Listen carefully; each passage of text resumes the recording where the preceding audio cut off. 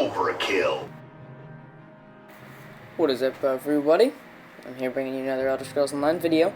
Today we're going to be talking about the DragonKnight class, and how to use it, and how I like to use it, and how it is flippin' fantastic. It's like my favorite class. I was going to play as Templar from the very beginning, like a Templar archer, attacker, sword guy, but now I've seen DragonKnight. The Claws of Fire have seduced me. I need it.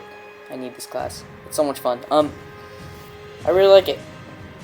There's a bunch of cool abilities and stuff. I'm going to outline them here. I'm going to talk about all the things you can attack with.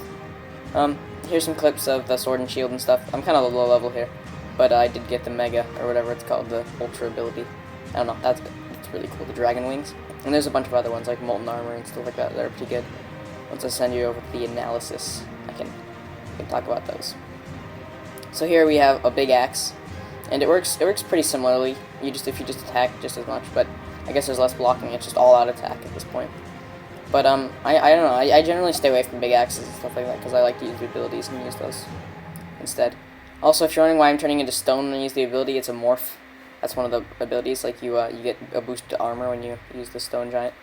I liked it. It was pretty cool. I talked about it for a little bit. And here's sword and shield when I'm a little bit higher level with the mega. But the problem is these guys are way higher level, so it's kind of hard to compare. But just think about me like mashing other little smaller guys, because these guys are like 3 levels higher than me. So I think I'm level 7 at this point. I think I am still level 7. Anyway, sword and shield, I like. Big sword, or big shield, or big sword, or big axe, or whatever. Don't really like, just because it doesn't fit my playstyle, but it seems to work just as well. I also like the dual wielding. It's like high damage, helps out a lot. It's pretty good. Also the spiked armor, that is like the greatest ability ever. It like boosts it like adds like 200 to your armor. It's really good. Okay, here we have the morphing ability for Stone Fist, which is a move that knocks them over. And I like to kill them as fast as possible if I'm using the big axe. So we have the two options: do a bunch of damage and have more range, or we can gain armor after casting. And I'm gonna want to go with armor because I'm just gonna prefer to have more defenses, because this isn't the move I lead off anyway, because I usually want to pull them in with the other move, which I will add range to. So, that's Stone Giant. Now here we have the skill tree for DragonKnight. First thing is first is Ardent Flame. That is the main attacking thing for DragonKnight. It's like all attacking moves: Fire Whip, Lava Whip, Fiery Breath, Searing Strike. This is the chain one that you always see. It's pretty famous. It like drags him in. It's basically crown control because it doesn't really do him any damage. Only does 29. It's pretty good. Draconic Power is kind of in between. There's like some buffing moves. There's a Dragon Blood, which heals you. Inhale, which heals you and hurts other people. Dark Talons is like a snare thing that grabs them. It's pretty cool.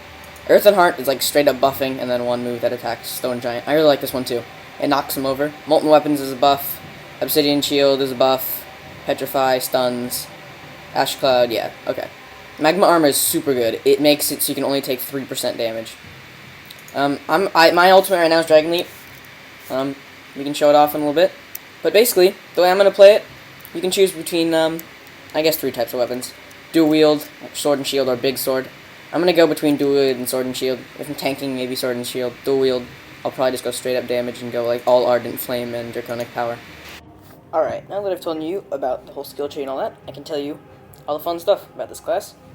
It's basically melee. For the stat distribution, I'm gonna go, I think it's gonna be like 10 Magicka at the very end when you get a total of 50, because max level is 50. I think I'm gonna go 10 Magicka, and then, like 20 of the other two, so that adds up to 50. 20 health and 20 stamina, so you can dodge and roll, but still be relatively magic oriented, so you can use all the cool abilities like Stone Fist and stuff. Here's a bunch more clips of low level and high level attacking. Sometimes the problem with the chain is it doesn't actually get to pull them because they're too powerful, or they don't take that effect. And same with the Dark Talons. Like flying enemies, you can't grapple. So like the Netches in the Ebenhard Pact, they can't be snared with the claw. And then same with the Wasps here. I haven't encountered anything in Outmare Dominion that can not be snared, but I'm sure there is, like a crazy elven bug monster.